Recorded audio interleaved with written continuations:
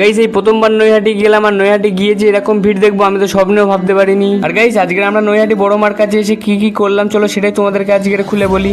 আর guys Naihati বড় মার কাছে যাওয়ার জন্য মন এতটাই টানছিল না, তাই সব বন্ধুরা ভাবলাম যে আজকের দিনটাও শনিবার আছে, নাই নৈহাটি বড় মার কাছেই যাওয়া যাক। আর তো ভাই সোজাসুজি সকাল হতেই তো চলে এলাম শিয়ালদা স্টেশন, আর এসে তো এখান থেকে একটা টিকিট কেটে নিলাম। আর অনেক অপেক্ষা করার পর তো আমাদের ট্রেন আসতে, ট্রেনে উঠে সকালে সুন্দর ভিউ নিতে নিতে চলে এলাম নৈহাটি বড় মার কাছে। আর এখানে এসে যেটা দেখলাম, আমি না আমার মতন তো অনেক ভক্তরা এসেছিল নৈহাটি বড় মাকে পুজো দেওয়ার জন্য, আর তারপর তো ছিল আজকের শনিবার আর ভিড়টাও অনেক ডবল হয়ে গেছিল। তাই সব বন্ধুরা বেশি দেরি না করে বড় মার নামে একটা করে ফোঁটা কেটে নিয়ে চলে গেলাম পুজো দিতে। আর পুজো দেওয়া হয়ে গেলে তো আমরা ওখান থেকে সোজা চলে এলাম গঙ্গার ঘাটে।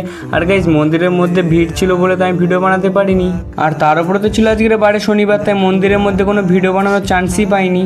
আর গাইস আমি আর কখনো যদি নৈহাটি বড় মার কাছে আসি তাহলে তো তোমাদেরকেই আগে আমি নৈহাটির বড় মাকে শেয়ার করব। আর গাইস যেতে যেতে কিন্তু আমার কমেন্ট বক্সে জয় বড় মা বলে যেও।